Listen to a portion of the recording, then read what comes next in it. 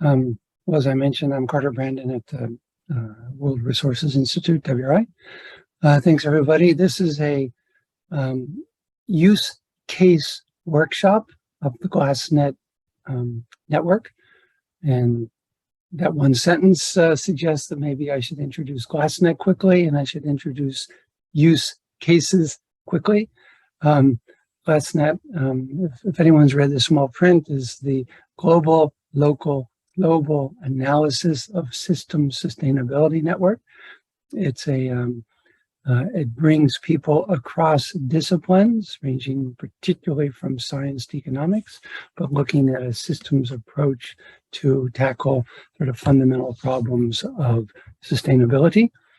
Tom Hurdle leads it, who's online, and you just heard based in Berlin this fall, but he's a professor of economics at Purdue University.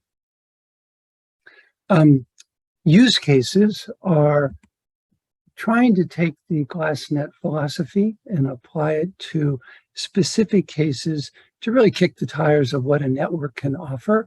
And we hope that people around the table, the virtual table today, can contribute. The use cases were picked last summer. And so this is the second of a series of discussions to look at sort of providing support, providing ideas, providing review concepts, etc. But they were picked on the basis of sort of 7 or 8 criteria. Relevance, which means in the case of GLASSNET that they really relate to natural and social science analysis related to the SDGs, that they have local and global dimensions. And we can talk about, how those two are connected, how to bring out the benefits of looking at both scales, and that's a big part of GLASSNET.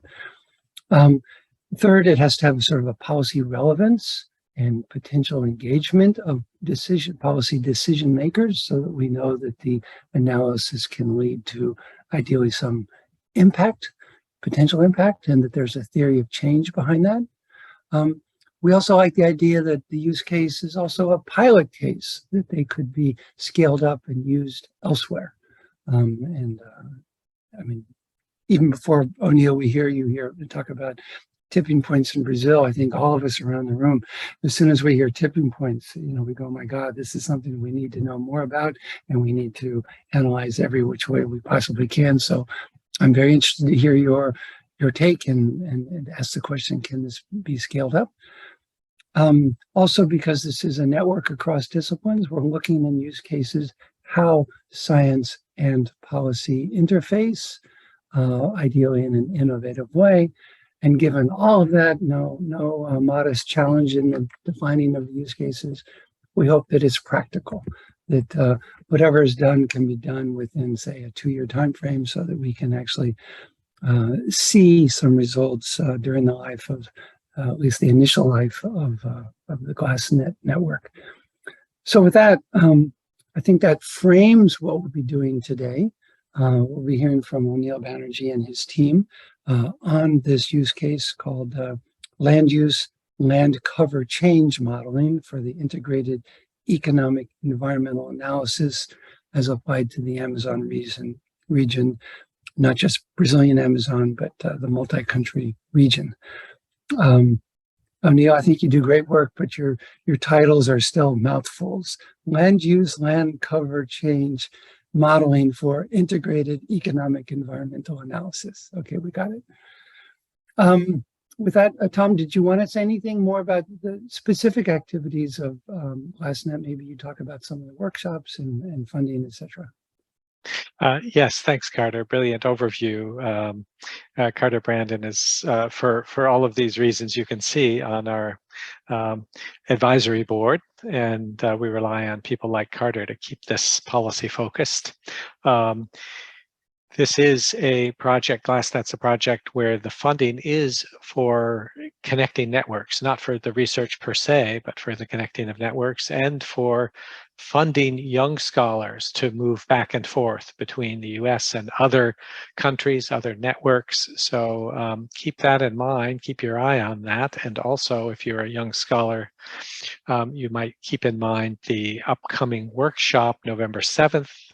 You should be on the GLASSNET listserv to keep track of these things, but that will be focused on another dimension of the challenges early career researchers face in these areas and opportunities. So I encourage you to check that out.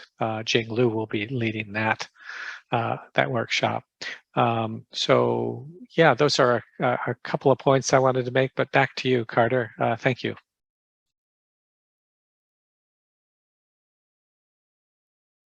Muted, you're muted. After the presentation, which Onil, you and your team can take about 45 minutes, we'll have 3 discussants in line here. Angelo Gurgel, Aline Soterroni, and Mateus Batistella. And just a word to the discussants. I think maybe first we can comment on the use case itself. Do we understand it? Do we have comments? Do we have suggestions, ideas, resources that we might bring? And then we can sort of maybe evolve a little bit towards the specific interest of GLASSNET, which is this local, global, local aspect. I mean, we talk about the Amazon basin, it's hardly local, but going from the Amazon basin to this idea of scaling, or can this be taken elsewhere? Let's look at that local, global, local, what that means. So maybe we can frame our discussion in those 2 parts. Anyway, over to Onil. Onil and Žiga, Malek and Marcia, Macedo. I will leave it to Onil maybe to introduce your team and take it away. You have 45 minutes. Thanks.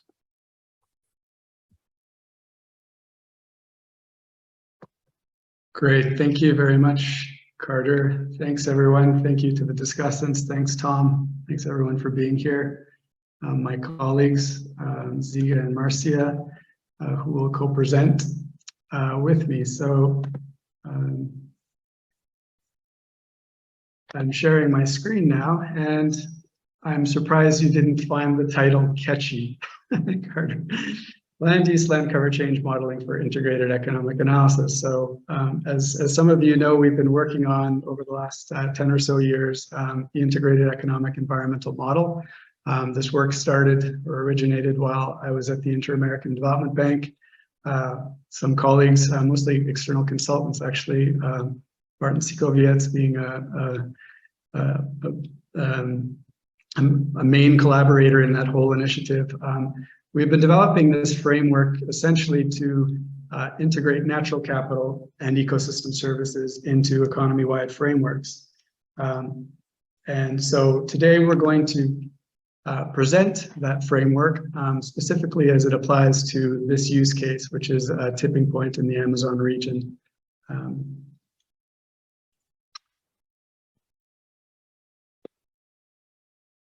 So we didn't discuss this. Marcia and Žiga, perhaps we can just call on you quickly to introduce yourselves, and you'll then take over at your respective points in the presentation. But I think it's appropriate if we all present ourselves. So yeah, please go ahead, Marcia. Good morning or good afternoon, everyone. I'm Marcia Macedo. I am a scientist and director of the water program at the Woodwell Climate Research Center. I'm also an associate scientist at IPAM in Brazil. We work very closely in Brazil together. I'm an ecosystem ecologist by training, but really interested in this sort of translational work and trying to get science into kind of policy, the policy sphere. So really happy to be here, and I'll turn it over to Žiga. Hi everyone, so I'm Žiga Malek. I'm an assistant professor in land use and ecosystems at the Institute for Environmental Studies of the Vrije Universiteit Amsterdam, so the Free University of Amsterdam, where I work together with Peter Verburg, who some of you might know a bit better. So I'm a landscape planner and physical geographer. And yeah, in my work, 90% of my work is developing land use models all over the world on different scales. And that's also what I present today. Excellent. Thank you very much, Žiga. Thank you very much, Marcia. Okay, so the goal of today's session is essentially to draw on the broader GLASSNET community's experience to improve the tools that we use in land use land cover change modeling and their interaction with computable general equilibrium models. In our case, specifically EAM, the Integrated Economic Environmental Model, in this integrated economic environmental workflow. So I'll talk a little bit more about that, but first, in terms of the structure of the talk. So the first part, I'll present an overview of this workflow, and then lead into the Amazon tipping point case study, which is a use case where we've applied these methods. Marcia will take it from there, presenting in much more depth the scenario, so how we've conceptualized essentially a tipping point and how we've operationalized those concepts within the Integrated Economic Environmental Modeling Framework. I'll provide an overview of results, not so much to get bogged down in the detail of things, but just to give you a flavor of the sort of results you can expect from an integrated framework like this, and for sake of completeness. And then Žiga will take it over from there and go into depth in the land use land cover change modeling aspect of this workflow, specifically the Dynaclue model, which was developed at the group that Žiga works with, Peter Verburg's group, and thinking more about how we can improve on existing tools as well as on the coupling of these CG EAM/EAM models and this integrated workflow. So just very briefly about EAM for those not familiar. So it's the Integrated Economic Environmental Model. It's a recursive dynamic CG model. It's a single country model used for future looking scenario analysis. We apply it to public policy and investment, and we've applied it across Latin America and the Caribbean. We've developed models for almost all of those countries, and now we're working on building capacity and developing these frameworks in other parts of the globe. What's the value added of EAM compared with a more conventional CG model? First of all, it integrates data organized under the system of environmental economic accounting, covering market ecosystem services essentially, so those that have a market price. EAM has natural resource modeling modules with policy relevant features. So the forestry sector, mining sector, fisheries, for example, they behave differently than conventional sectors such as manufacturing, for example. And so EAM has some features built in to capture those dynamics. EAM generates the standard economic indicators that you would expect from a CG model, and which are important to ministries of finance, central banks, etc. Plus, we generate wealth and natural capital metrics, which is some of the value added of EAM.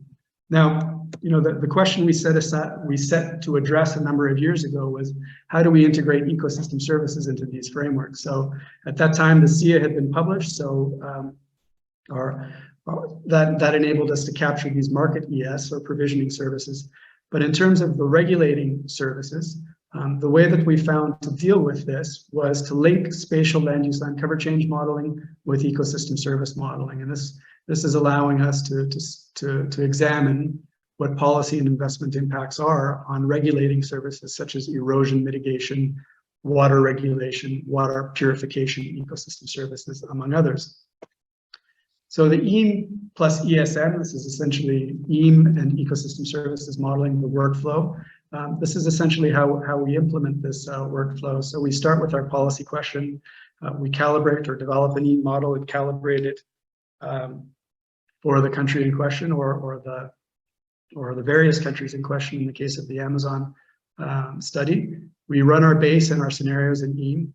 EAM generates a projection of demand for land. It generates various indicators, but we're concerned first with its projection on demand for land. We use the Dynaclue, or right now we're using Dynaclue. We use a land use land cover change modeling framework to spatially attribute that demand for land across the landscape. Based on that, we use the INVEST suite of ecosystem service models, so the ones that have been developed and the most widely used ones developed by Stanford, the Natural Capital Project, We use their models along with ESM data packets that we've developed that render essentially, to date, 5 of their models plug and play for over 25 countries across the globe.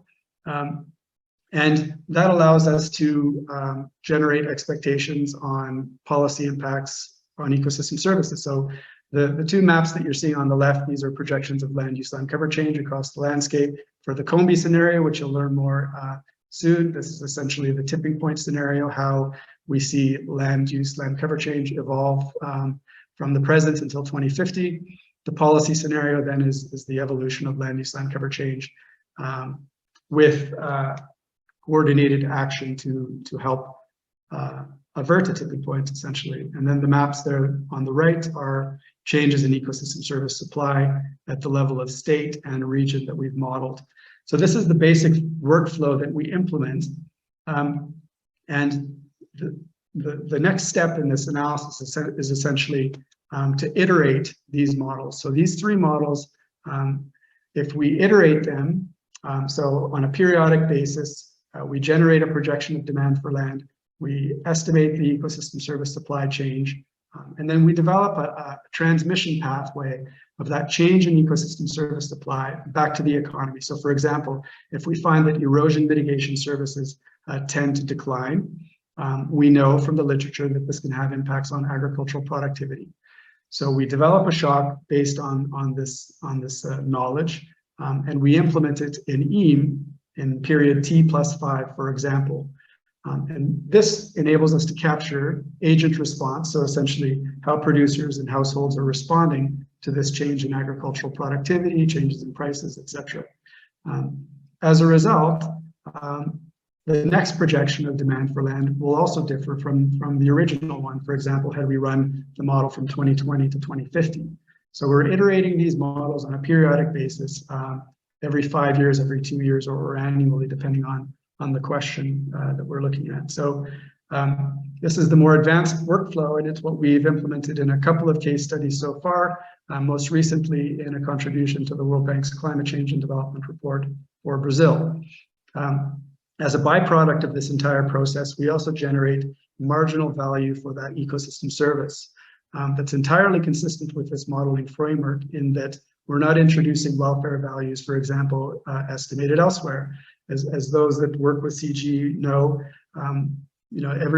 every dollar spent needs to be a dollar earned. So we're not able to say, well, a walk in the park is worth $100. We can't do that unless someone's actually paying for it.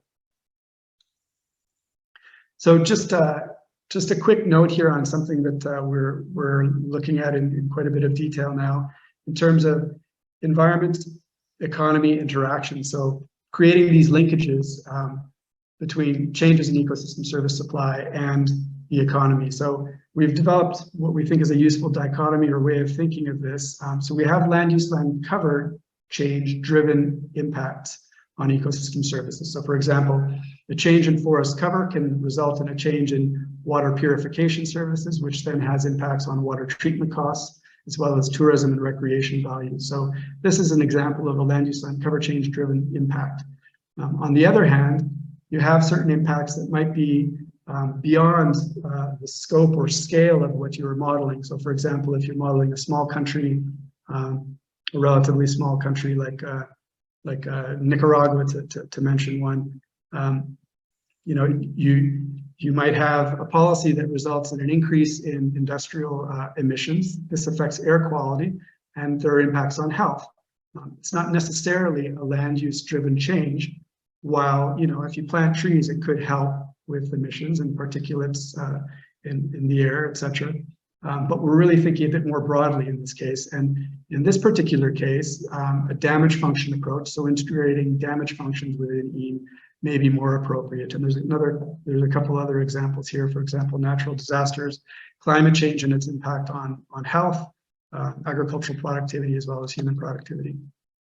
So that's all I'll say about the framework for now. We'll essentially demonstrate it in action through this case study. So an Amazon tipping point, the economic environment and environmental fallout.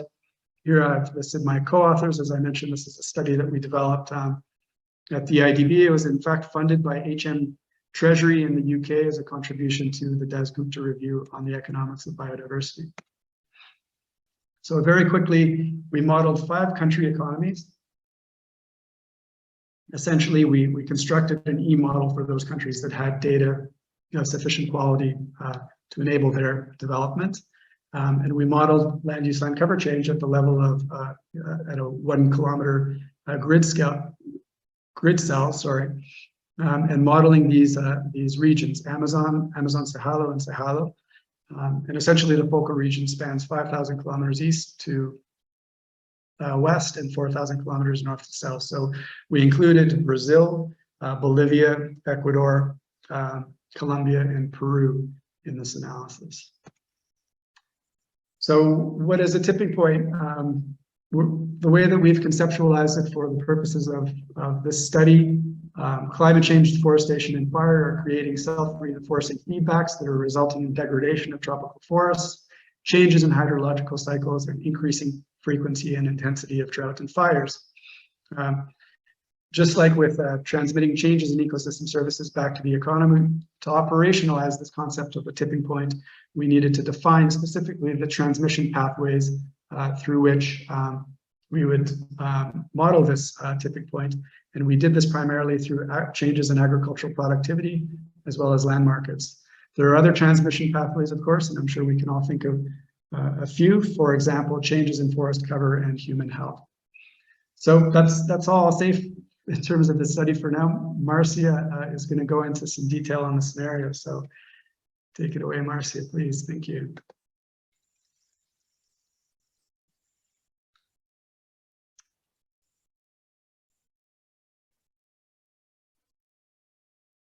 You're muted.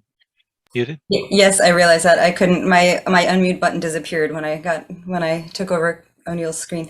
Okay, sorry.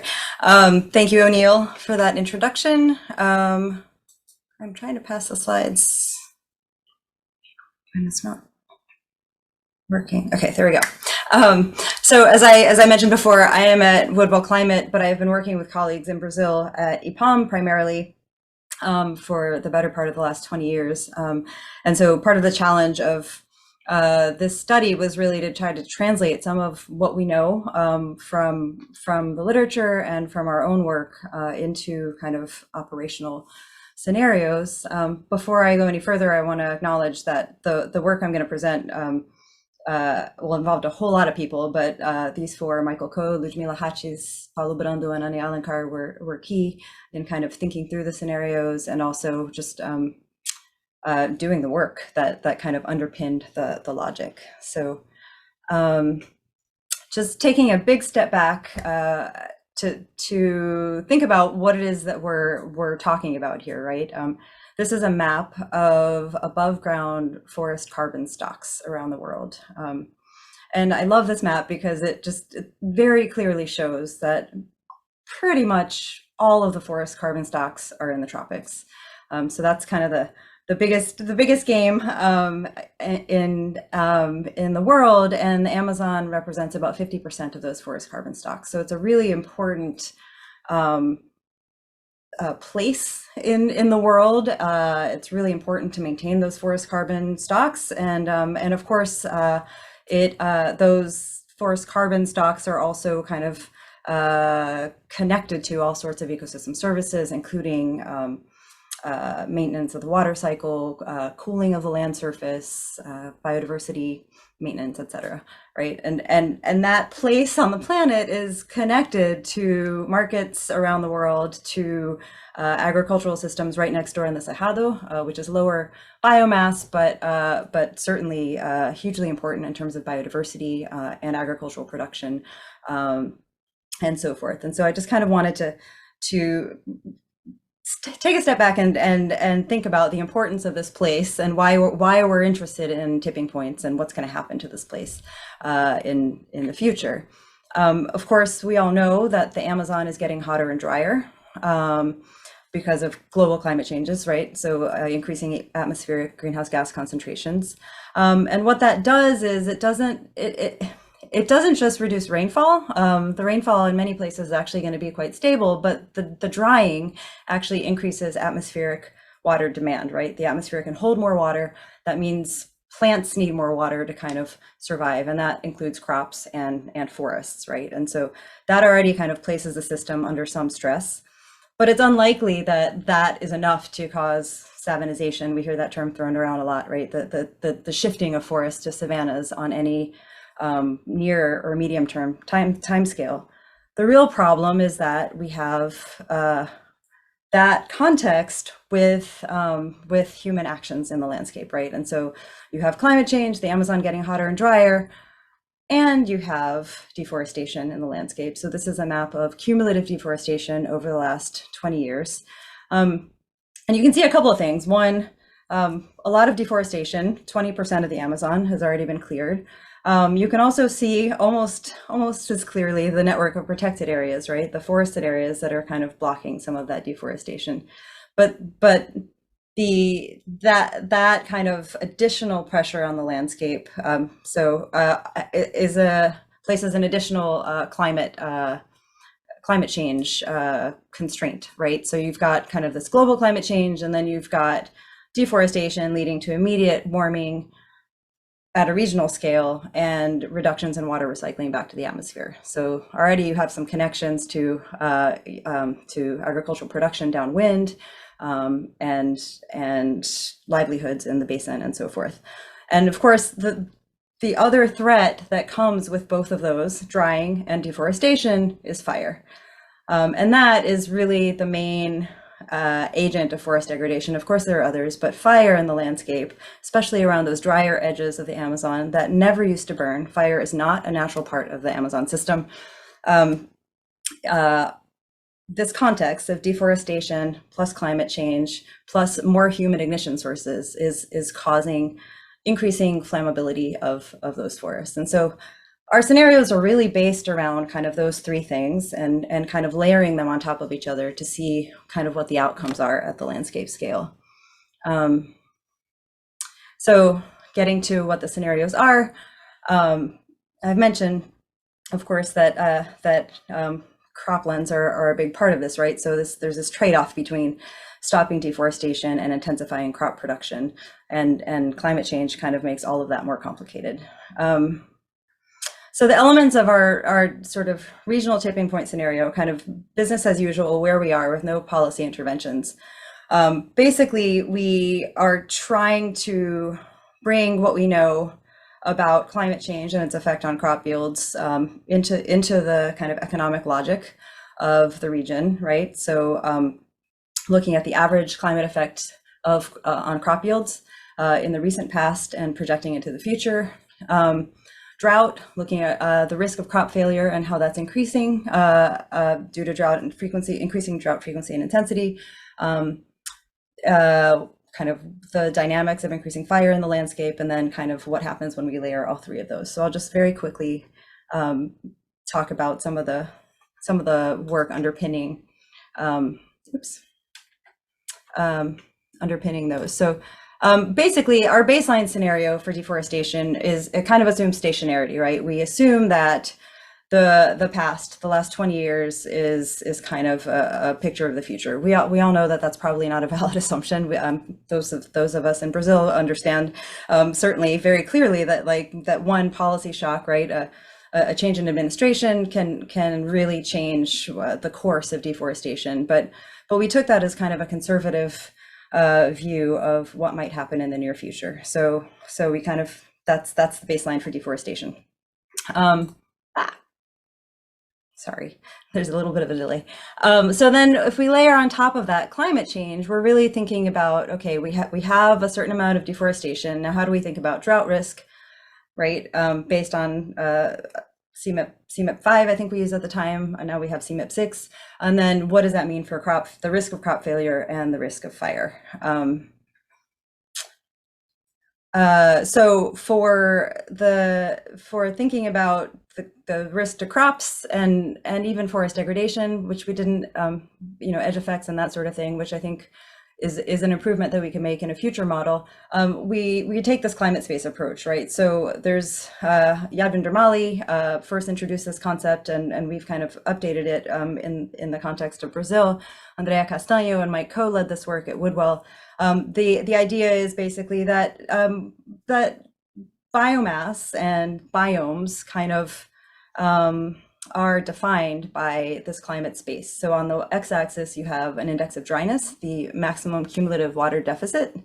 And on the y-axis, you have a precipitation. And you can see that the driest ecosystem, the Caatinga here, there's not really much of a change in precipitation. It's sort of, it's very low precipitation, and it kind of spans the whole MCWD. But it really, like the Cerrado and the Amazon really kind of cluster in this climate space. And so we can use that to those two climate variables are very common in future looking models, and we can use that to kind of think about what the steady state biomass might be under future climate. And we've applied that same logic, and this is work led by Ludmila Hatjes, who is also a collaborator on this paper and project. And she has applied this to croplands, right? So this is a bit of a complicated figure. If you want more detail, the paper that this paper that looks at the climatic limit for agriculture in Brazil, or like what are the limits to climate to crop intensification in Brazil in the near and long-term future. So it was in Nature Climate Change 2021.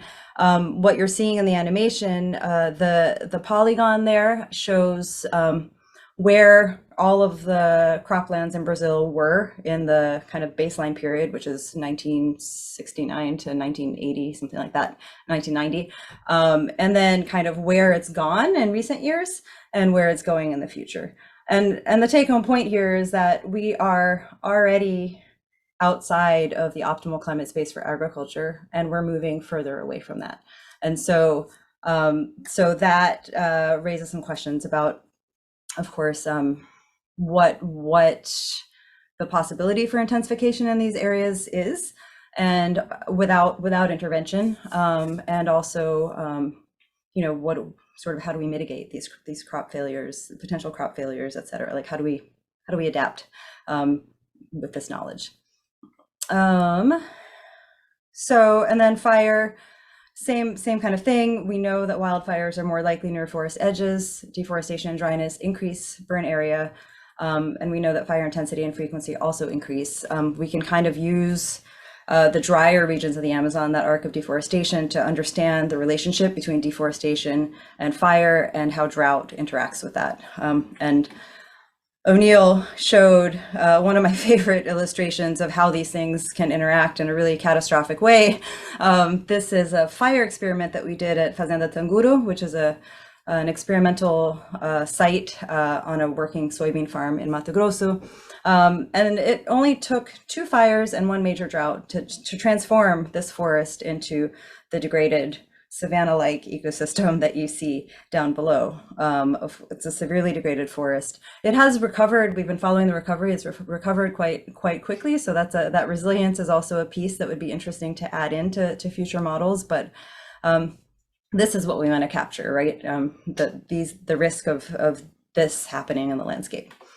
Sorry, I'm just about finished. And so we can kind of quantify each of those types of risks and how they interact based on recent work and based on the literature.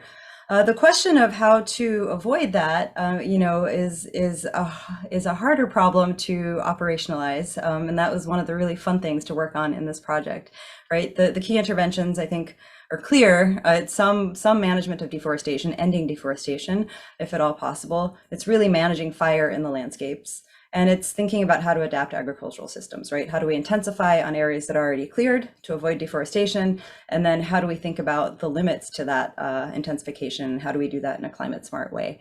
There's a lot of literature that talks about these sorts of recommendations. But these are the 3 kind of salient points that were included in our scenarios. So again, the elements of the kind of building blocks of these scenarios, no deforestation, so achieving net zero deforestation through kind of a gradual decline.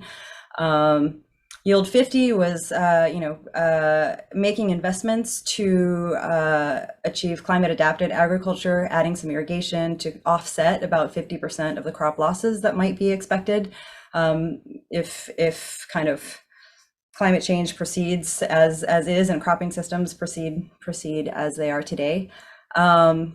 Fire, what can we achieve and how much would it cost with fire combat and prevention? And then of course the policy scenario combines all three of those. Where do we get if we can manage to pull all of those policy levers and get all of these implemented? So with that, I will turn it back to Onil.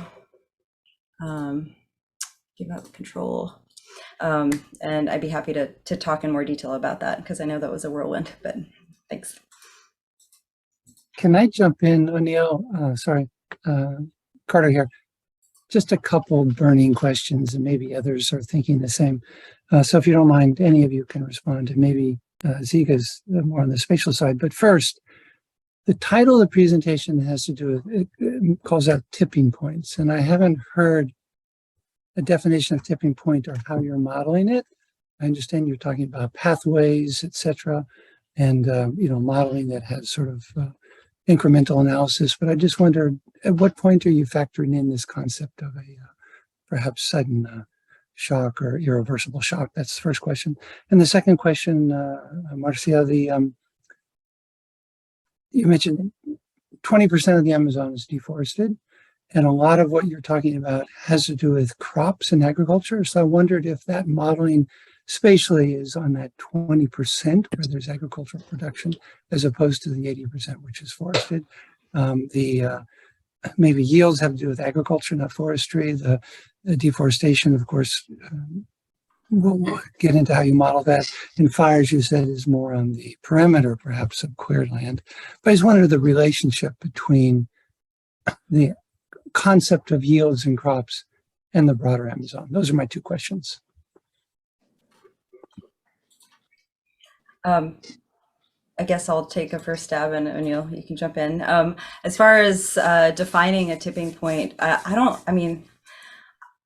think it's a great hook for thinking about these kind of runaway feedbacks in the Amazon and elsewhere in the world. But I don't. The fact is, we don't know what the tipping point is, right? The idea is sort of. My colleagues Mike and Paulo use this analogy that, like, we know there's a cliff somewhere out there where these processes kind of take on a momentum of their own and like take us off the edge of the cliff. And the question is whether we want to approach that cliff, going 60 miles an hour or 5 miles an hour, right? So I'm of the mind, we know that there are some very important feedbacks that can have devastating consequences for forests, like that photo showed, right? And the idea is to control the things we can control in the landscape to avoid those sorts of outcomes. The global climate problem is a longer term issue and involves many more actors, but I think fire combat and kind of thinking about where to put crops and how to do that in a way that is going to be lasting, I think are two important things that we can do right now. So that's kind of my feel on the tipping point. I don't know, Onil, if you want to add to that, and then I can talk about the crop piece. Did we lose Onil? Yeah, just quickly on that. No, so I mean that's something that we had to work through from a modeling perspective. So the way that one way to look at this is that the tipping point is where you reach a point where forest ecosystems reach a state that they're not recoverable to their prior state, essentially. So that on the one hand, but how do we model that? How do we capture that? And because of our transmission pathways being primarily related to land markets and agricultural productivity, the tipping point is not something that is abrupt in that sense. So there's declines in agricultural productivity, but there's potentially not really that cliff, at least not within the modeling horizon that we were working with out to 2050. So, you know, the reference to tipping point is more along the lines of ecosystems being pushed to states beyond which they're unrecoverable to their prior state.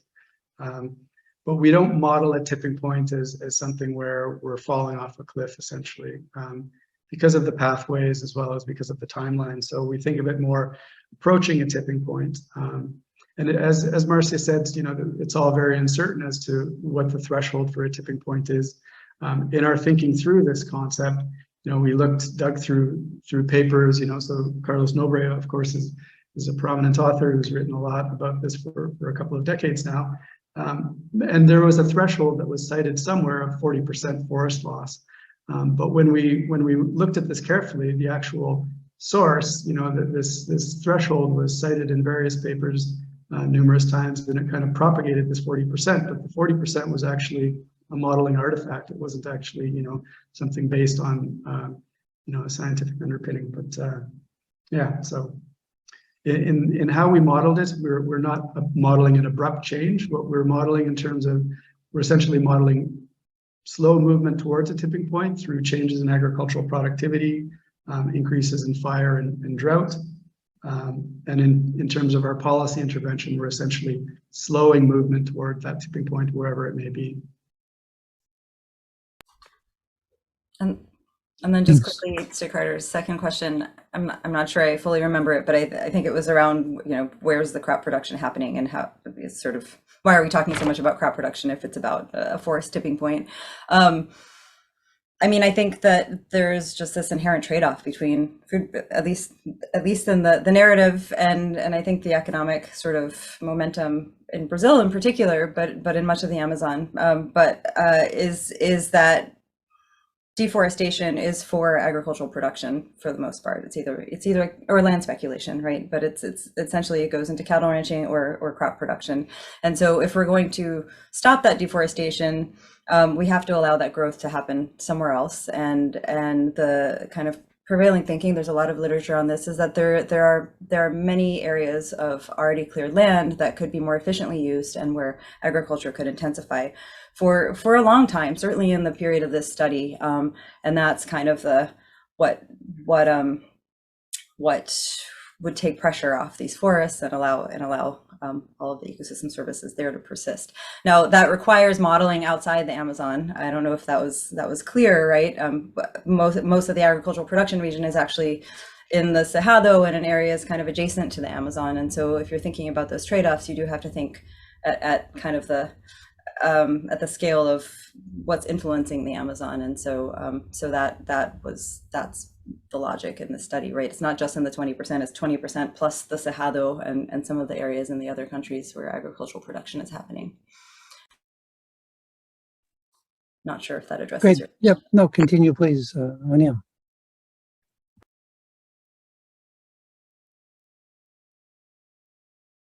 Okay, excellent.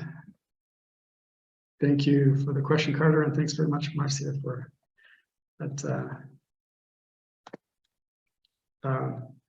presentation on the scenario. So just to recap, in terms of the workflow, this is what we're working with. We typically in all of our analysis, we start with a policy question, and we work from there. So we've generated, using the Dynaclue model, which Žiga will go into some detail on, we generate a projection of what we're calling a combi scenario here, because it's combining the various elements of a tipping point, but this is essentially a movement towards a tipping point between 2020 and 2050. So how land use and land cover is expected to evolve given suitability and a number of other parameters. The policy scenario then, as Marcia described, is our intervention to reach effectively net zero deforestation, to improve fire management, and invest in climate adapted agriculture, intensify agriculture on already cleared lands, among other interventions. So here we see we see faster deforestation in the earlier years, but then it slows in the later years of the simulation period. So again, just to give a sense of the type of results that this EAM plus ESM or integrated economy-wide land use, land cover, ecosystem service modeling framework, what kind of results it generates at the end of the day. So in terms of ecosystem services, of course, these results are generated at the level of pixel, but to summarize them for presentation, we've summarized them according to regions within a country, or the smaller countries and states within Brazil, effectively. So what we have on the left is nitrogen export. So this is what we're considering our proxy for water purification services. And on the right, we have soil loss, so erosion, or the inverse is erosion mitigation services. So the top two maps are the tipping point scenario, or approaching a tipping point, and the bottom two are the policy scenario. So we have essentially, of course, an increase an improvement in terms of water purification services, where we've modeled it as nitrogen exports, and a reduction in soil loss, or an improvement in erosion mitigation services.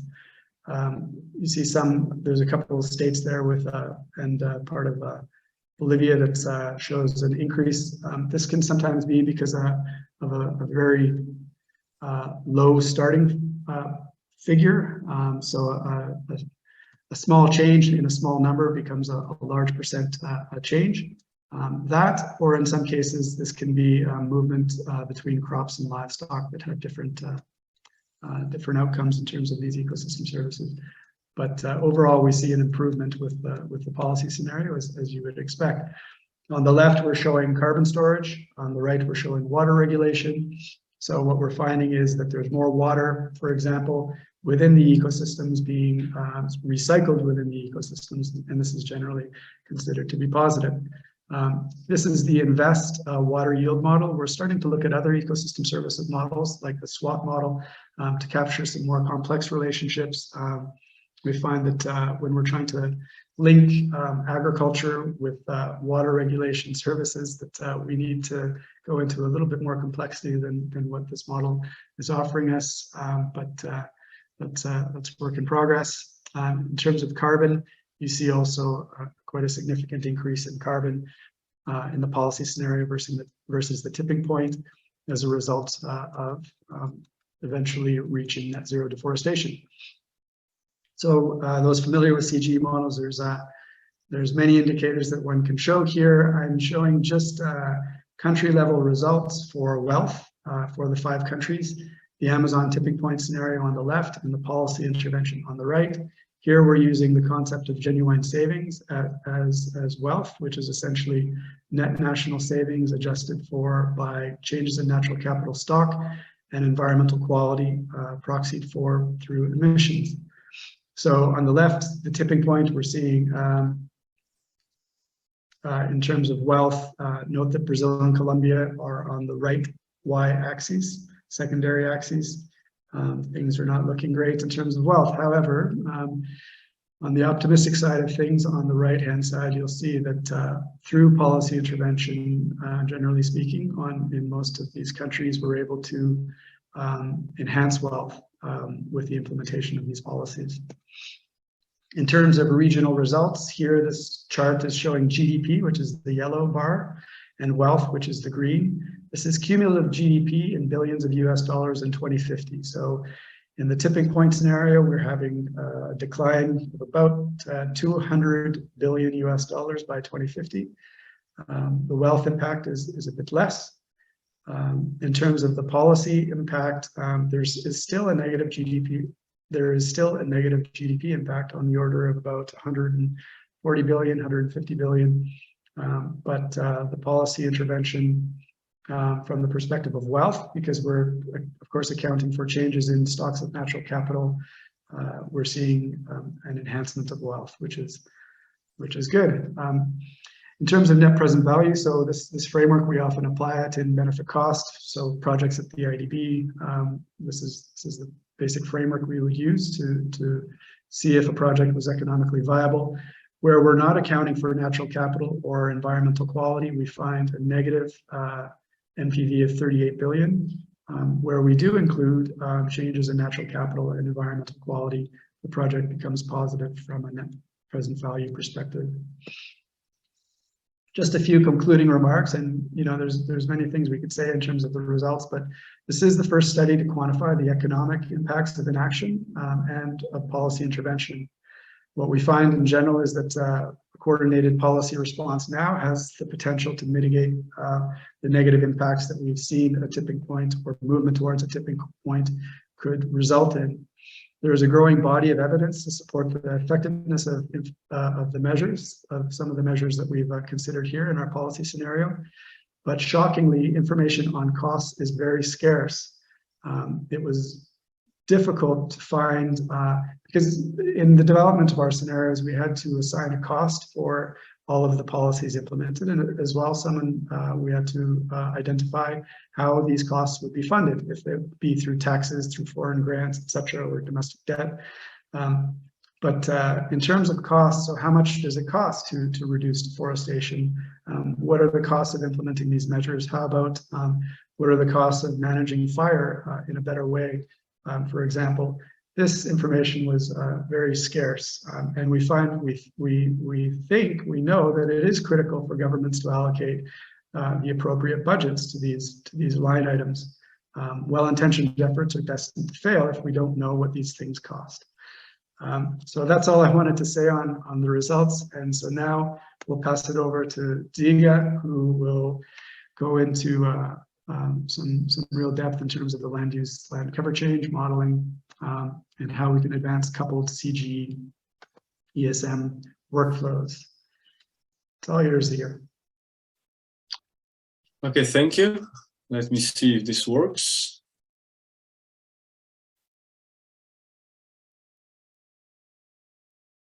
Okay. First of all, I will present the work that was, of course, done with different colleagues of mine. Many of them have found new jobs now, but quite so many people worked on all this. So beside me, there was Peter Verburg, the developer of the model, Sean Goodwin, Cecilia Zagaria, and so on. So, I'm not doing anything.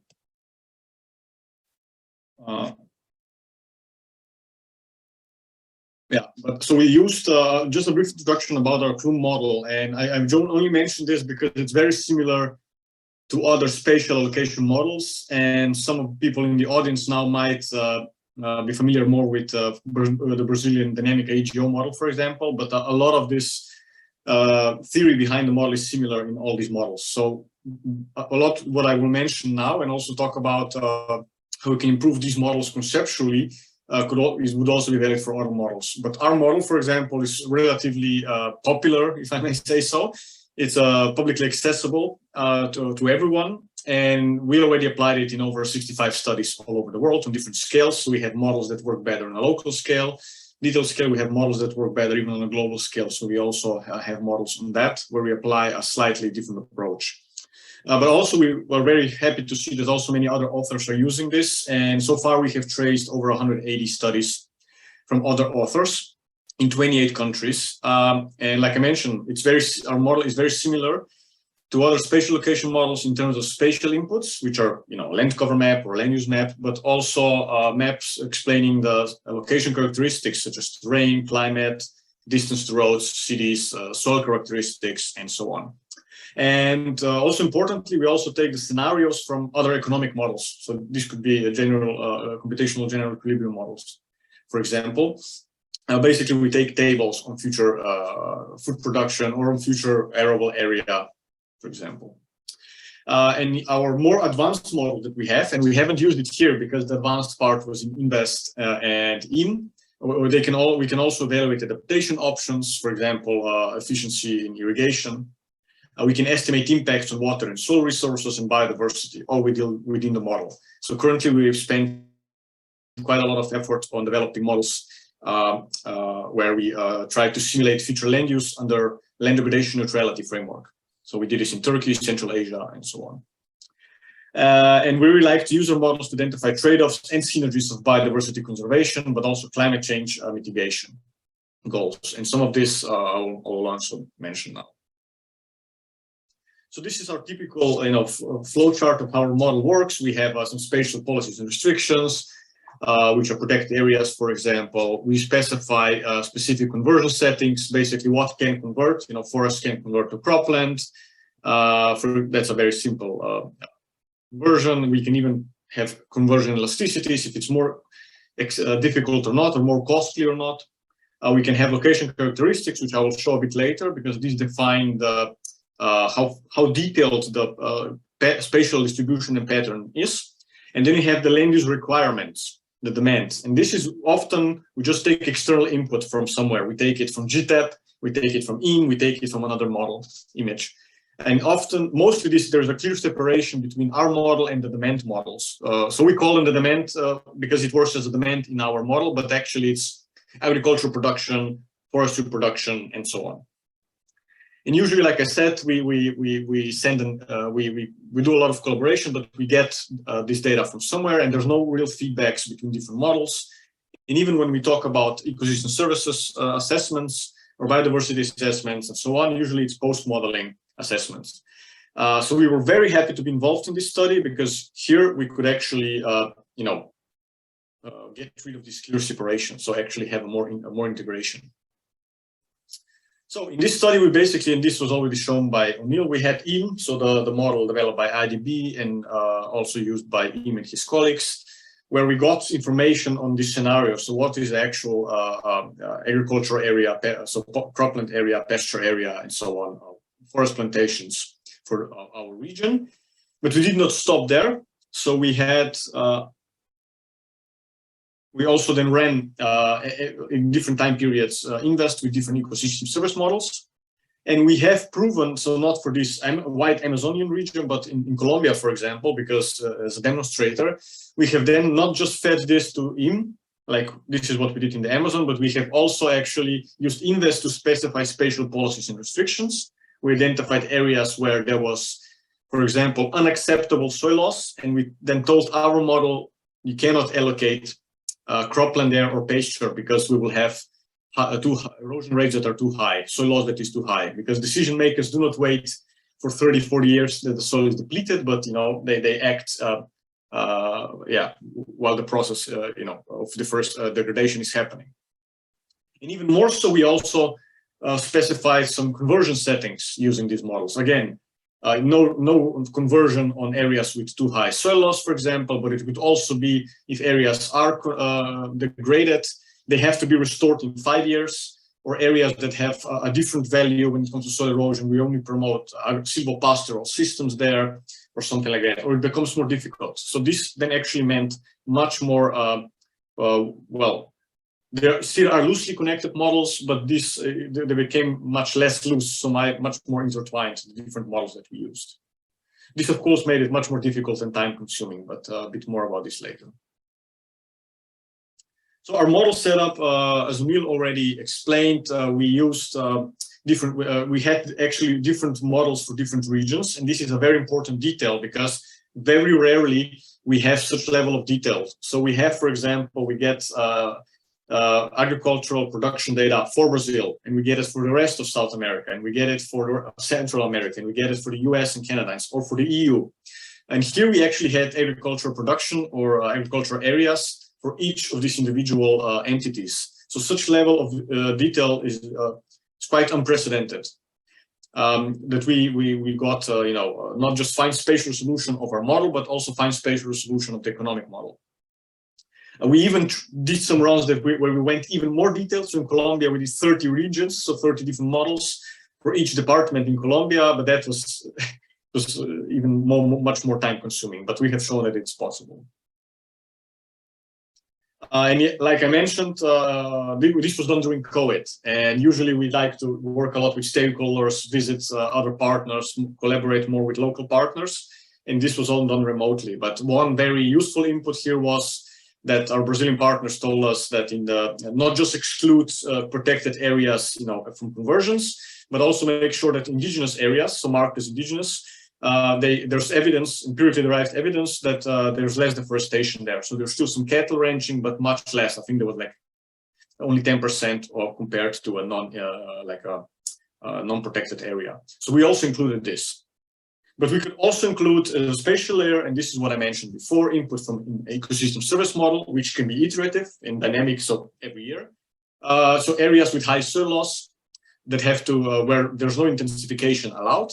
And also we use the reverse logic, so areas with high soil loss have to be restored. So this is what we did in Colombia, so that we have to, such areas, if they still allowed production, we only allowed simple pastoral systems there, which are then, of course, more costly and so on.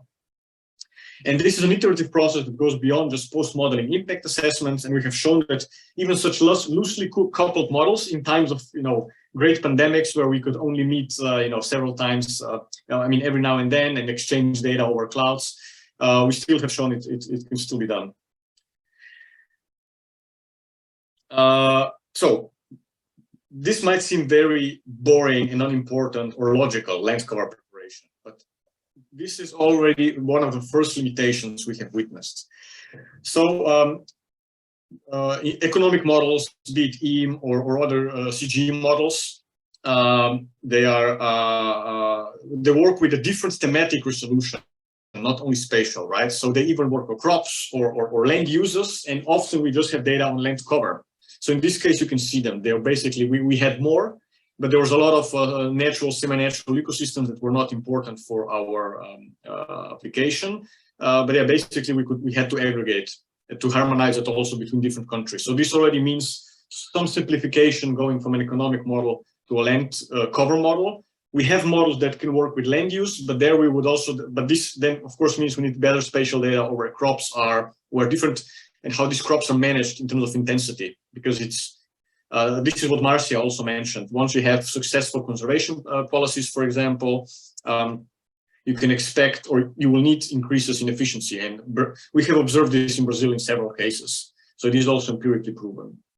But we also experienced issues that such a harmonization is not so easy, because not always we work with the same baseline. So the economic data or production data are for 1 year, and then land cover data are for different countries. I think we had data from 2014 to 2018, and that's still pretty good. We are used to working in regions where some regions have data from 2000, some have from 2020. So here we were still pretty close. Then there's also productivity assumptions. In our model, we can actually assume increases in productivity, so endogenous increases. So our model can actually intensify, but we didn't apply this here because then it's double counting. But this is something that's also worth considering when trying to make deeper links between economic and land and spatial models. So we didn't do any productivity in our model here because they were already considered in EAM, but we could also very well do it in our model. And ideally, the CGE model, so sorry for the typo, I don't know why this always appears, they would focus on volume and not, so in this case, we got areas from the EAM, how much cropland we need, grazing lands, and so on. But in reality, we could also just work with volume.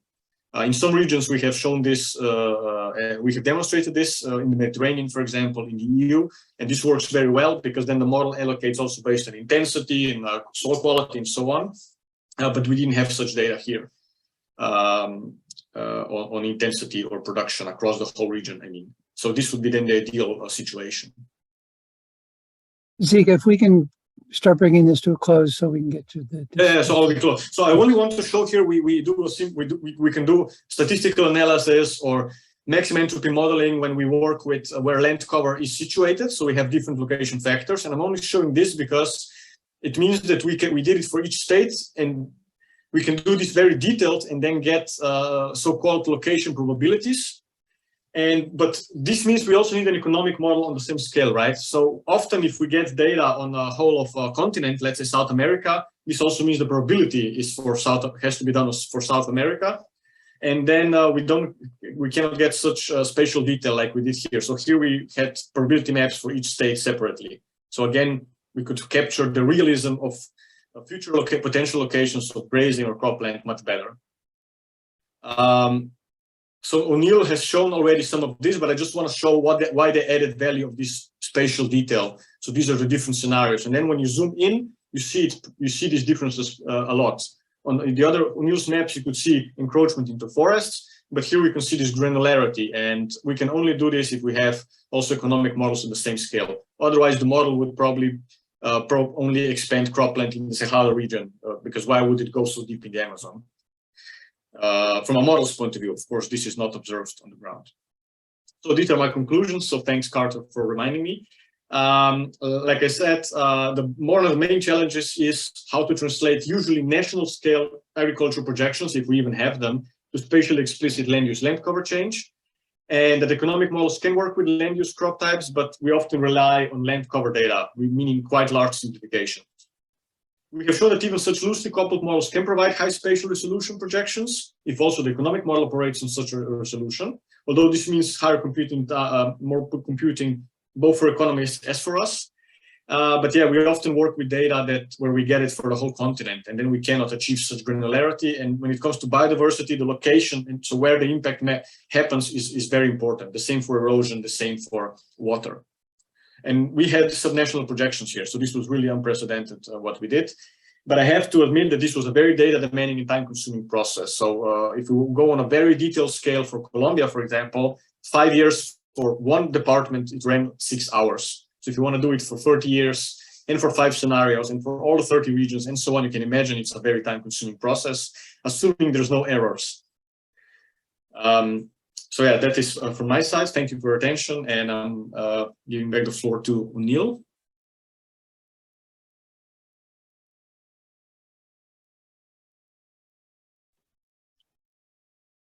Yeah, no, thank you very much, Žiga, for that. So I think we'll turn it over to Carter and get the discussants involved from here now.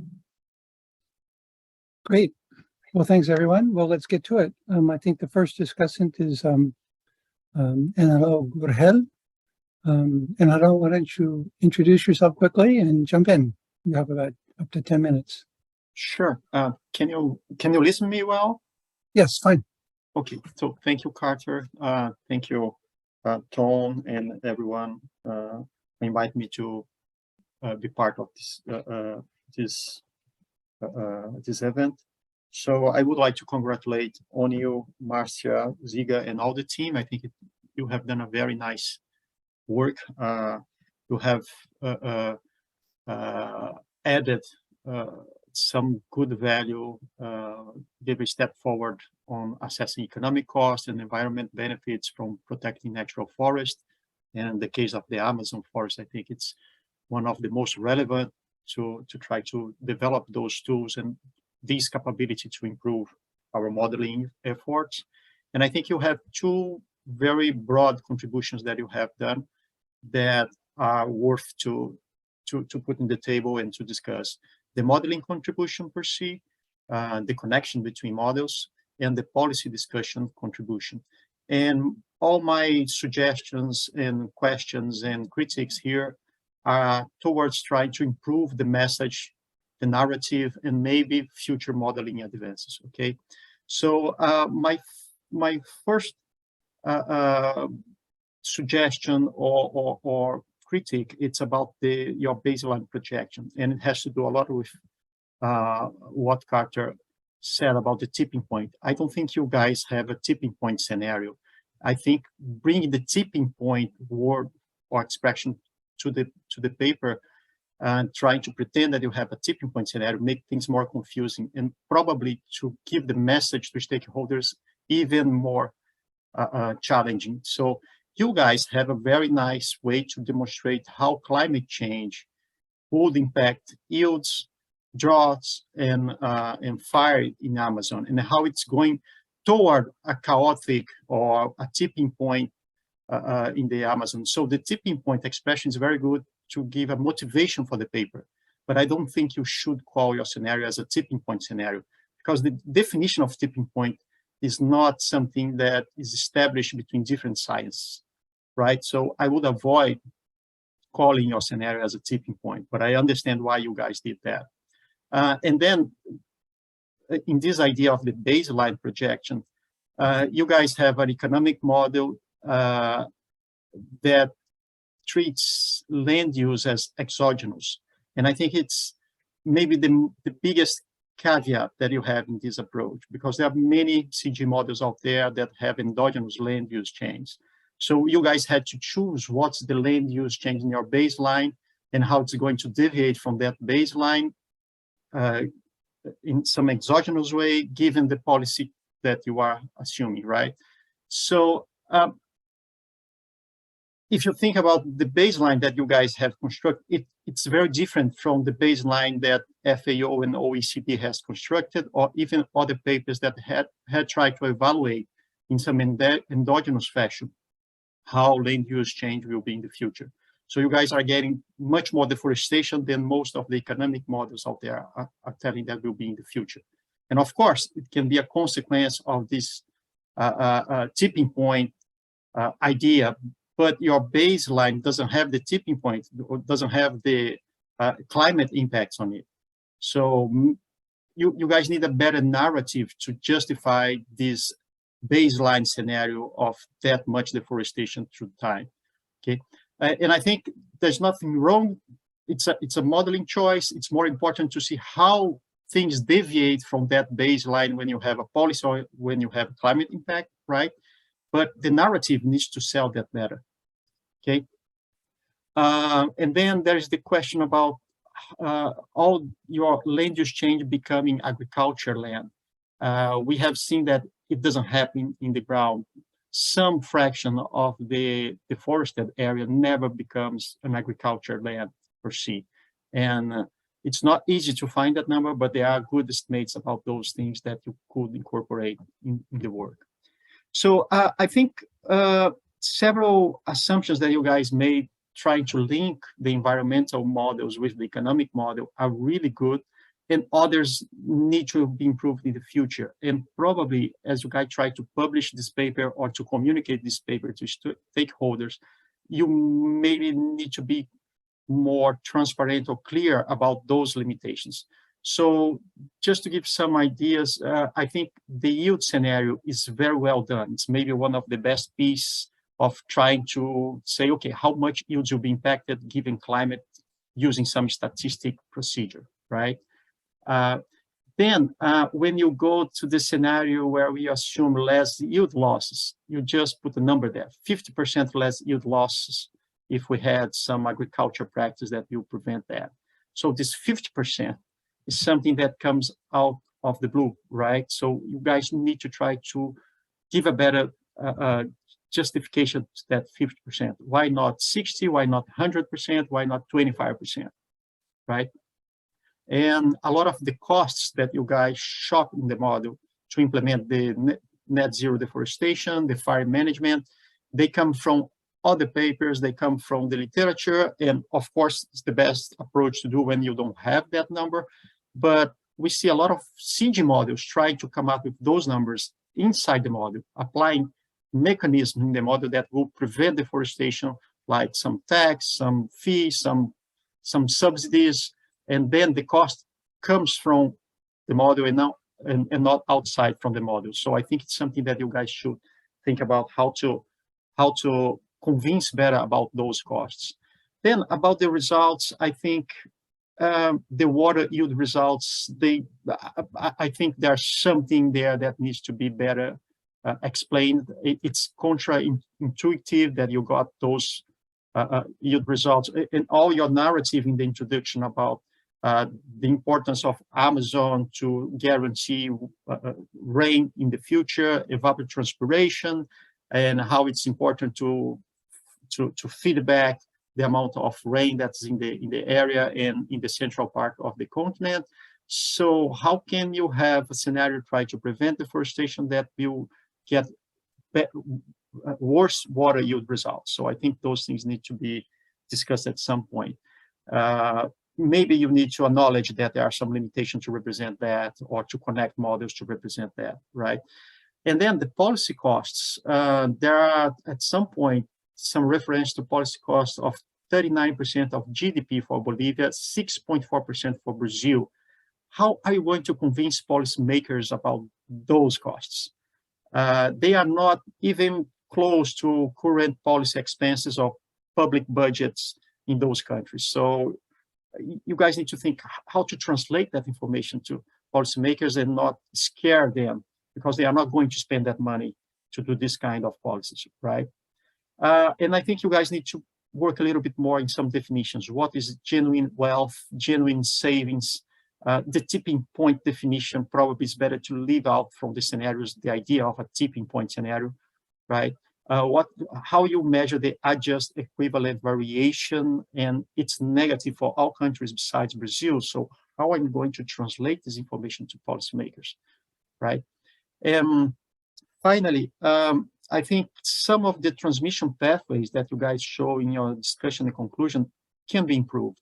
So when you talk about the fire scenario, you assume that the fire scenario increase cropland area. It can be the opposite. Higher frequency and intensity of fire may cause a burning of agriculture areas, increases smoke, local pollution, and negative impacts on labor productivity, on yields, on livestock. So it's not clear to me that having more fire, you have more available agricultural land. Your net deforestation scenario neglects endogenous agriculture intensification due to changing relative price. So how farmers will put more inputs to prevent that, how they will adapt. And my last comment is more maybe to the overall discussion of the Amazon or socioeconomic and environmental impacts. So we have to think how to translate those modeling results to policymakers, to stakeholders, to farmers. So how to change the economic incentives behind deforestation, how to change this economic modeling, economic development model that we have in the world, where we remove natural vegetation and put people there and activities there.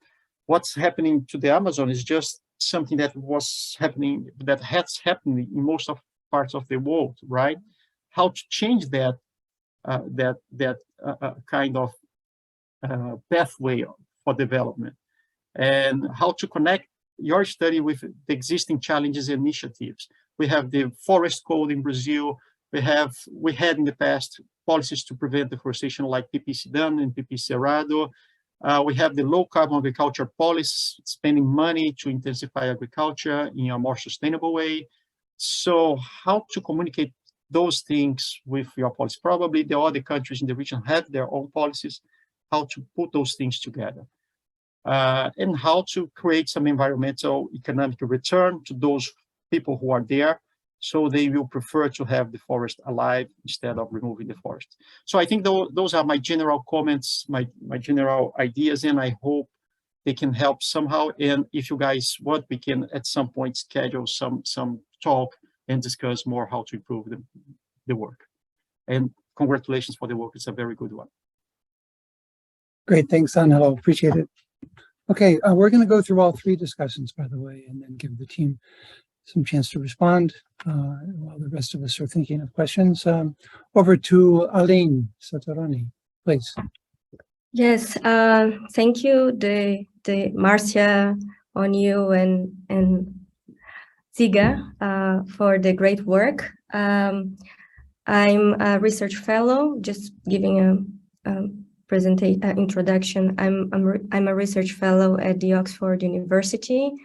My background is mathematics, and I've been working for quite some time in regionalizing land use models for Brazil. So I'm a land use modeler working more with partial equilibrium land use models. And here in Oxford, I'm involved in two initiatives. One is nature-based solutions, and the other one is Oxford Net Zero. And I'm closely working with Natalie Seddon and Michael Obersteiner. So thanks for the invitation, and to be in a webinar is always an opportunity to learn and also hopefully to contribute. Congratulations to the work of the authors. And the topic is very, very important. Amazon is of global concern, so it's always important to emphasize the vast biological and cultural diversity of the Amazon, and also the fact that Amazon is under threat of achieving a tipping point due to climate change, but also due to deforestation and degradation. So in a global scale, and as we are in a global local network, so in a global scale, if you don't limit mean temperature increase, Amazon will reach a tipping point. And on the other hand, at local scale, deforestation and degradation is accelerating this process. And this work touches this global problem through economic lenses and try to estimate. I would frame the work like you try to estimate the cost of inaction of approaching a tipping point. And I'd like also to highlight the importance of this effort that you've put in this study by combining different models and also incorporating several features like climate change, impacts on yields, extreme droughts, fire, ecosystems evaluations. You have a spatially explicit land use allocation connected to a more economic impact. So it's all very, very impressive, and congratulations to that. And I have three comments and trying to build upon the great comments from Angelo. So one is on deforestation and the baseline or reference scenarios, the assumptions of this deforestation. And if I understood correctly, you are assuming 1 million hectares of deforestation in the Brazilian Amazon. My comments are more related to the Brazilian Amazon, not the other Amazon countries. So you have a fixed amount, as far as I understood reading the report, and you can correct me, but you have a huge amount of deforestation fixed over the period. And it would be interesting to build a narrative. So how much of this deforestation is coming from agricultural demand and how much is due to other illegal activities, land grabbing, land speculation, illegal logging, wildcat mining, fires, and we know that the lion's share of this deforestation is coming from agricultural demand. And if we think about the SSP2 scenario, population growth, population will continue increasing, but at a lower rate. In Brazil, for example, from 2030 to 2050, population will grow by 4%. And in China, which is a major consumer destination of Brazilian commodities, commodity-driven deforestation like soy and beef, China population is going to decrease under the SSP2. So it would be interesting to have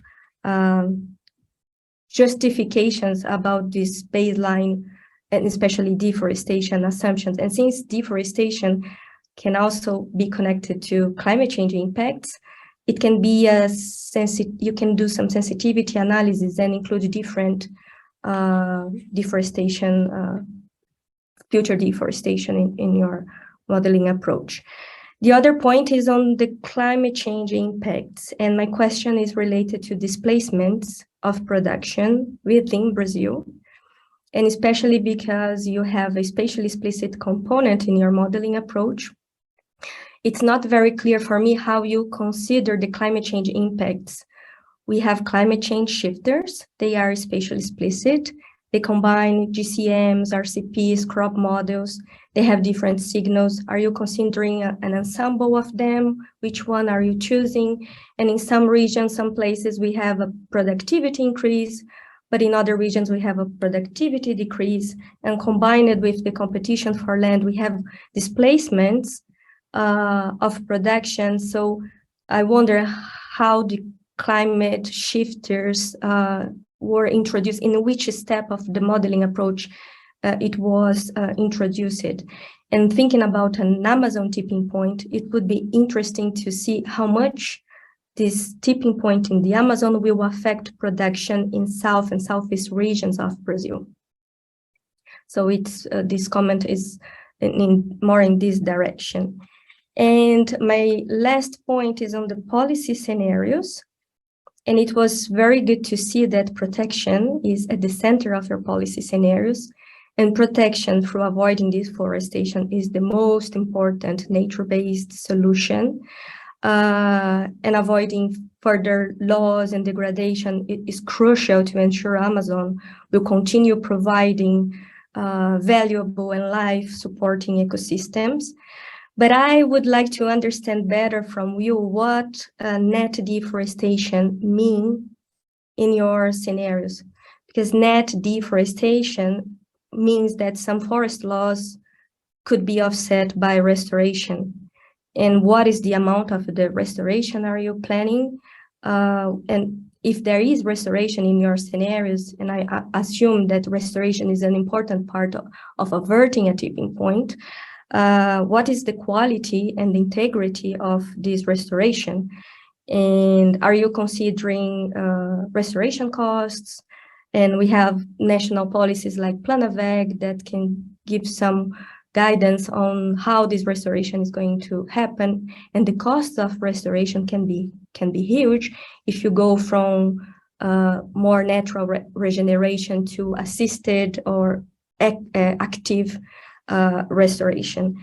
And it's important to highlight that planted forests or afforestation is not a nature-based solution. It is a monoculture, and it can have negative biodiversity impact. So then this restoration should be clarified in your assumptions. And also how these policy scenarios, they dialogue with national policies, as Angelo said. In Brazil, we have forest code that regulates land use within private properties. And for the Amazon, I can understand it can be a proxy for zero deforestation.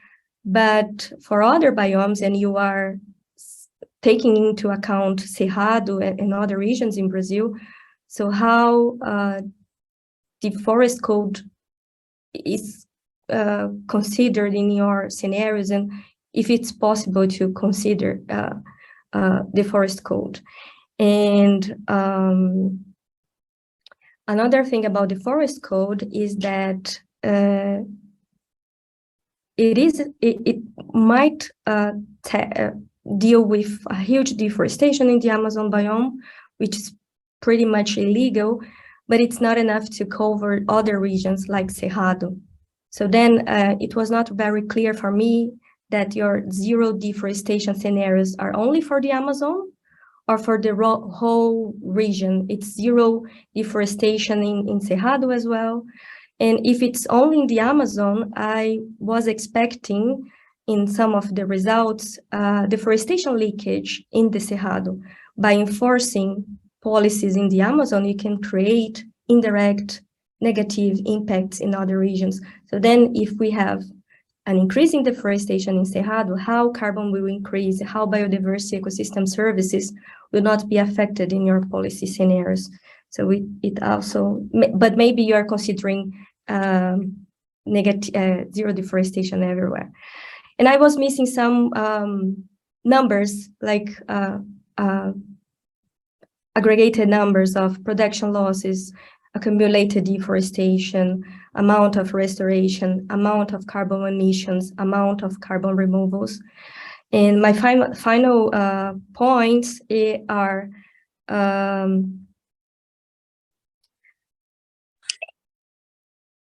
I have an overall question that is bringing this work to the global perspective, and is what the Amazon tipping point would mean for the rest of the world in terms of costs. And Amazon tipping point will affect carbon, but also ecosystem services. And Brazil is a major producer and exporter of agricultural commodities.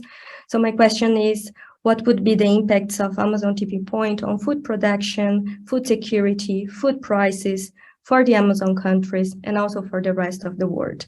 And last but not least, this discussion is very timely because the future of Amazon is going to be decided in a few days. So congratulations to the authors. Thank you. Thanks very much. That last question is a good link to looking at the local, global aspects of this use case. But anyway, first, let's go to our third discussant, Mateus Batistella. Please go ahead. Okay, do you hear me okay? Yes, fine.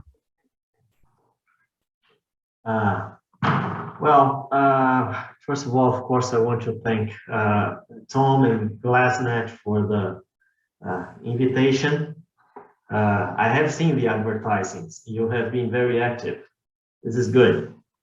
And also thank the authors for offering this very interesting contribution. I like the argument that doing something is better than doing nothing, even if we know the limitations involved. So it's a huge step that you have made, and thank you for the opportunity for learning with you. Well, I may have little to say after all these brilliant presentations and discussions. On top of that, I'm not an economist, I'm not a geographer, nor a modeler. So I have a biology background and have worked with the terrestrial ecology, land use, land cover. I worked for the Brazilian Agricultural Research Corporation, Embrapa, and teach at University of Campinas, Unicamp. So my work is very interdisciplinary, trying to look for the human in environmental dimensions of land use and cover change. The program I teach here at Unicamp is called Environment and Society. So I'm saying this because Angelo has used the word stakeholders, and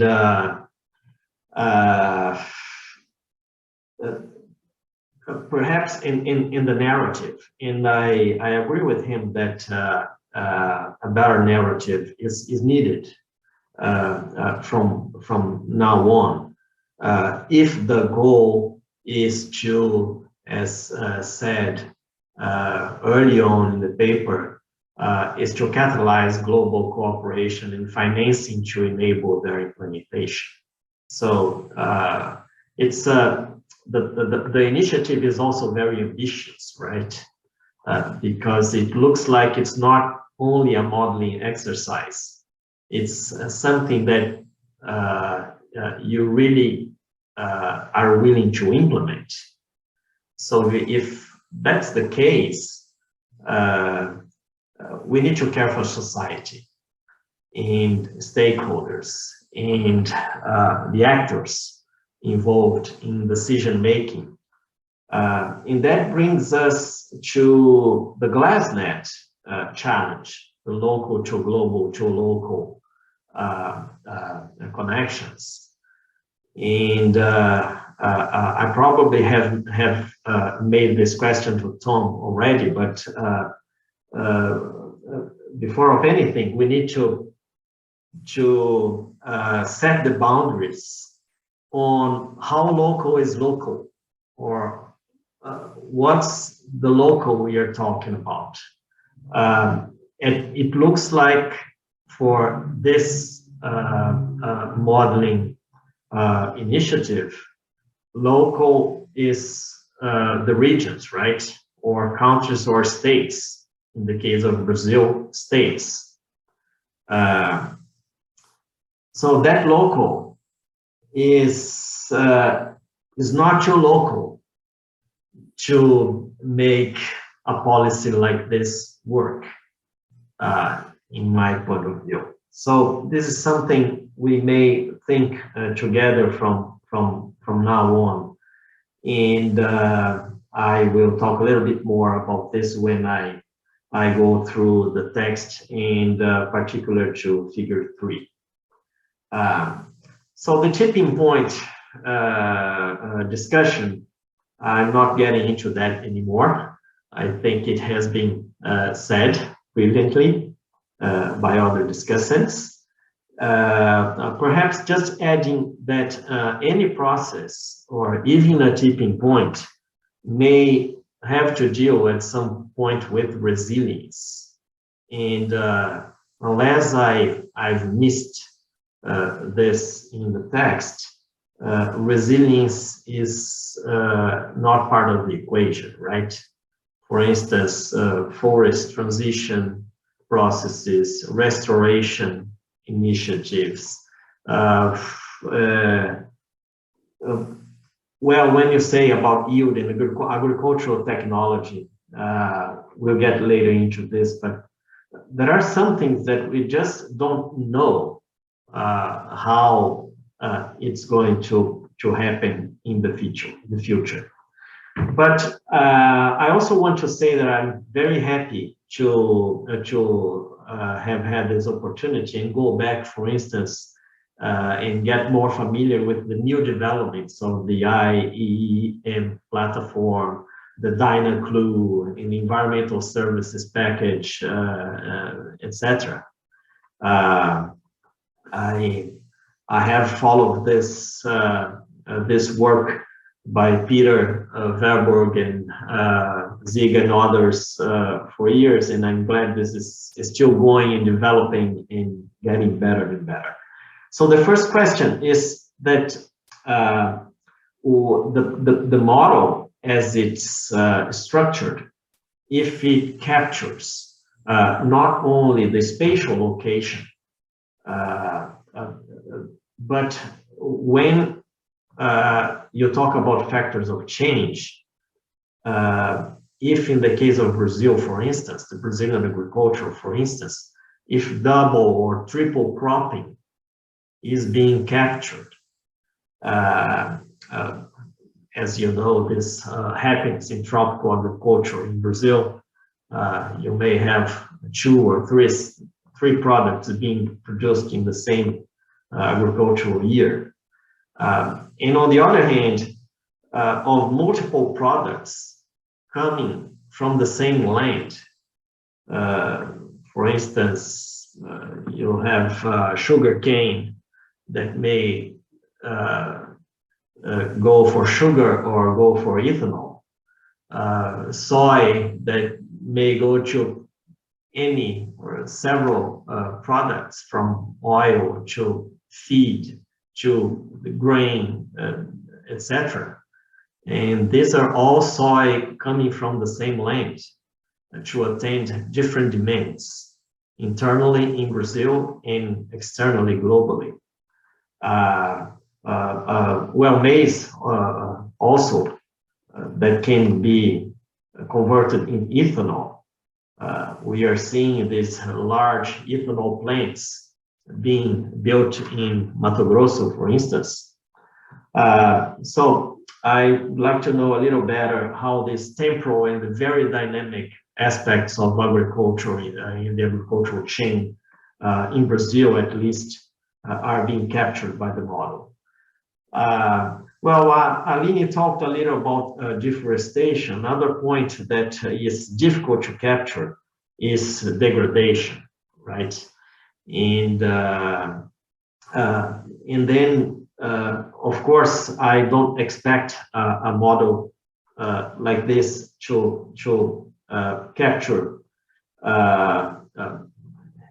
degradation, forest degradation processes, which is also very dynamic, and they would need, a time series, for instance, of globally covered LiDAR data, which we don't have now, to reduce the uncertainty of estimating carbon losses from forest degradation, which is different from fire or fire occurrence, right?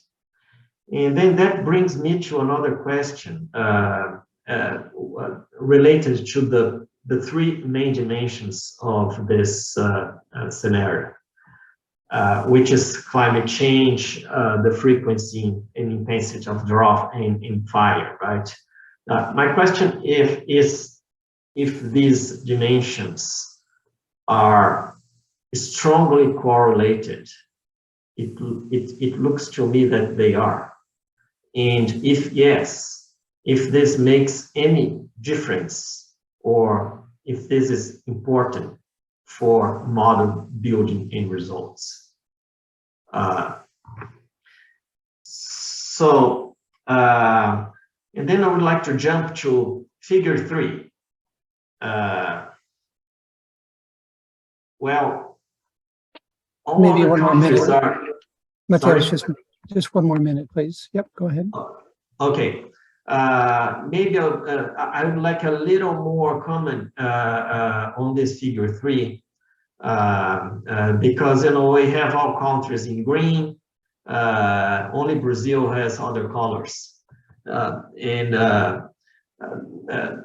Atlantic forest is lost. Bahia is only Cerrado, and Mato Grosso is only what you call Amazon Cerrado. So we know the limitations of having to deal with regionalization and generalization in the model, but some of these things just don't make sense. So to make it short, another comment or another discussion that we might have, and you have done that in the paper, is who is going to pay for that? The big question, the financing issue. And for that question, I just would like to point out that if possible, look and replace the word tax. It's just impossible to suggest another tax for Brazilians or South Americans to pay to protect the forest. It's not going to happen. I know it may be an exercise, but we are trying to get real, right? And finally, Carter, in going back to the local to global and local dilemma, in going back to your point at the beginning, what's the role of agriculture on this? Well, the role of agriculture is not only being agriculture in livestock, etc. It's not only being a driver for deforestation, right? And in this case, I think the narrative was very good in the paper, because you put agriculture as a victim of climate change and fire and drought, etc. That may be an attractive discourse for agribusiness and stakeholders. But also this agriculture is pushed by global demand, right? We all know that Brazil is #1 producer and exporter of several agricultural commodities. And not only soybean, right? It's beef, it's orange juice, it's coffee, timber, and soy, maize, etc. And in a context of increasing global food security, reported at the last FAO 2022 report. So I wonder if we, in this model, can at some point, or rephrasing this, if it is possible at some point to couple this model with other system dynamic models that could also explain better the global demand related to these local processes. And finally, as Aline said, in 2 weeks, we will have the final decision who will be the president of Brazil the next 4 years. So depending on that decision, you may have to wait for 5 years to try to implement something like that. So it's just a provocation here, but I would say that the moment, unfortunately, is not very good for what we would expect as environmental economic scientists. Thank you. Okay, thanks. Well, all of us do know that there's a political context, shall we say, to the Amazon. My fault, we're running late. I want Onil and his team to respond, but I also want others to be able to speak up. So here's what I propose I do. Onil and team, you got lots of comments from the discussants. A lot of them were, very, as I called out at the beginning, responsive to the model itself. How did you model the conversion of deforested land to ag land? How did you bring in the forest code? How did you estimate the cost of certain policy incentives? How did you, a lot of technical questions. I propose we put as many of those aside as possible, but you also got some of the more general questions about, the narrative. It's what works in the policy arena? What is the most important? What's the credibility? What's the specificity? What are the trade-offs between having a regional analysis and being able to look more specifically either at the country scale or the even state or provincial scale to the actual recommendations that you're making or could make? We don't have time for everything. But I go back to what you wanted from this session, you meaning Onil and his team, to improve the tools you have for land use, land cover modeling. So before we go back to Onil, I would like to ask anyone else around the table to say, speak up if you feel you have something to offer that they should call you, tomorrow, this afternoon, tomorrow, next week, to look at the a big one is the what are the costs being imposed on the rest of the world? I think that's a really big one. Came up in our first use case study in England, very much to looking at the local to the global by not looking at this in isolation, and it becomes part of the narrative, and as Mateus just said, it also becomes part of the financing, possible financing scenario. So first, quickly, does anyone want to speak up around the table before we go back to Onil and team?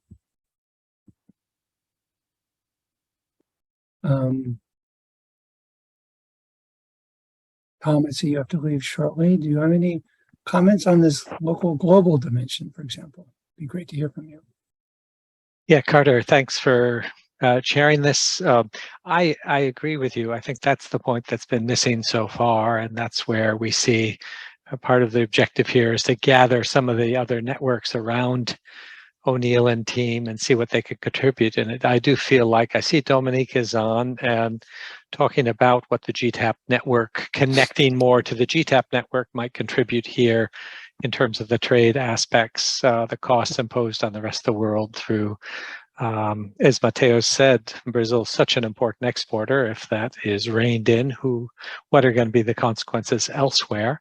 Trade dimension is very important. It'd be nice to see that fleshed out a little more. Dominique has also worked on this issue quite a bit in the past. I don't know whether he's available to chime in, but he's someone else who could contribute on that. If not now, later. I see he's coming off mute, so over to you, Dominique. No, I agree with you, Tom. There are those aspects. I was also thinking more about the global context, even of the shock itself. I mean, I did a little bit of work on the Amazon dieback with Walter Vergara when he was at the World Bank and later went to the IDB. But one of the concerns at that time was kind of the spillover effects of the Amazon dieback on other parts of the world, the biophysical impact. So there are going to be impacts, through Africa, and then even up the Gulf Coast and up the Mississippi in the United States. So I know this wasn't the object of this particular exercise, but just thinking about those global to local to global connections, beyond just the trade impact, but also kind of the biophysical impacts and the spillover effects that might have on a more global level. Thanks, Dominica. That wasn't quite an offer to help. As Tom said, GTAP would be a huge undertaking in addition to what Onil's already, his ambition. But over to Onil. If there's no other hands up, over to Onil. We are here to think about both the broader context, if there's anything that whets your appetite, but also to help you hone what might be the narrative for policy impact. Onil and team. Carter, before I noticed Janaki is on, and he's a dean, very busy, but I know very interested in this topic. Could we get a couple words from him before Carter, before we move over to Onil? Of course, Janaki, please. Yes, thank you, Tom. Great to see you again. Thank you, Carter, for giving me. I'm just wondering, this is great work, of course. Everybody is acknowledging that one, but rather than tipping point, can the authors come up with some kind of scenarios where what scenarios might be kind of an inflection point? Sometimes policymakers would receive, well, okay, this is what it is happening, but A, B, C things can actually inflect the situation, like say slowly converting more environmentally friendly forestry activities, because these days we read a lot about climate smart forestry strategies here in the United States. So what possible climate smart forestry activities can be simulated to see the positive? So I think who Angelo's Aline was pointing out that the cost of not acting. So it is a kind of similar type of argument. What kind of climate smart forestry strategies can be simulated to improve the, say, human lives or biodiversity life or the even economic life. So Onil, you have spent a lot of time in Brazil. I don't know, what kind of specific activities are possible to simulate. Tipping point, is a good thing, raising the alarm. But the new political atmosphere is going to come. That's what we hear from Brazilian students all the time in College of Forestry. How can we, is there any another scenario to show the positiveness of, you got to do these kinds of things and here is the benefit you are going to get?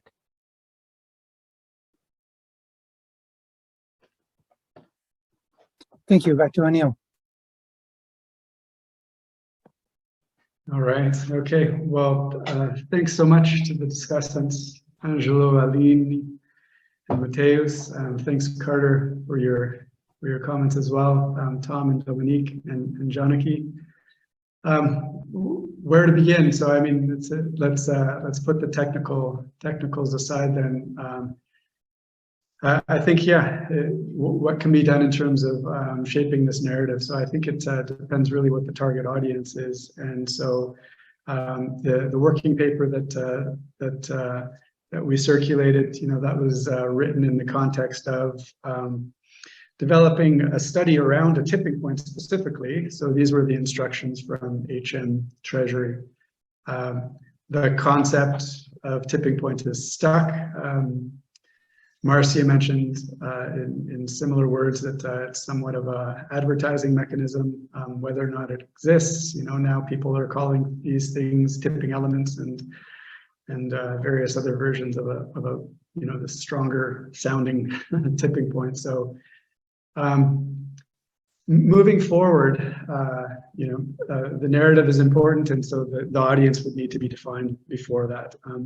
Some context here is that our next step, our next phase to this study was, in fact, so Tom and Dominique, you mentioned the global aspects and trade, and how movement of goods, services, and people can affect outcomes from our simulations, and we acknowledge that is important, undoubtedly. But after going through this exercise, my sense out of it was that we need to focus, we need to hone down, and we need to do a deeper dive. So in fact, the phase 2 study that we proposed while I was at the Inter-American Development Bank was a deep dive into Brazil, because don't forget, this study is in fact about the 5 countries. So when we're talking about reducing deforestation and the mechanisms that we're implementing for climate smart agriculture, etc., these are across 5 countries. And so the costs, where are we getting this information? And I'm saying that there's a lack of information even at the level of Brazil for costs, and to define, expectations of benefits. Well, imagine for the other 4 countries. So what we really felt was we needed to do a deeper dive into Brazil, and in fact, look at state-specific political economy opportunities for specific policies. So where, the state government has quite a bit of influence on what happens. So, in some specific states, there could be a better opportunity, whatever the election cycle is, over the course of the next 3 years. So let us identify then the opportunities for reducing deforestation in that state. So that was really where we had been planning on taking this work, and moving toward that objective. We commissioned IPA, so the institution that Marcia is affiliated with, still I believe, Ludmila and a couple of our co-authors. We commissioned them to do a deeper dive very much in this vein. In Brazil, looking at these specific policies and trying to identify opportunities for policy implementation that could be taken on board, and then to cost these things out properly. So there's been some progress on that, and that's really, that's one, well, that's the primary direction that I have been, seeing move this work to. Since primarily we work with single country models, so EAM is a single country model. We've always looked at, the potential for doing something more global, but there's a lot of good people already working in that space. So, I think this network then is an opportunity to see how we can embed ourselves in something larger that's looking at things across, multiple scales, at the global scale, and we focusing on something that's a little bit more site specific, for example. So figuring out what would be the best balance there. Of course, in the literature, at the end of our paper, maybe not in the working paper actually, but in a journal submission, we're talking about teleconnection. So how these changes in precipitation patterns can affect outcomes for agriculture in the United States, for example. So these are important things to take on board, to consider, and that's it's a different study. It's not exactly where we were headed, this phase 2.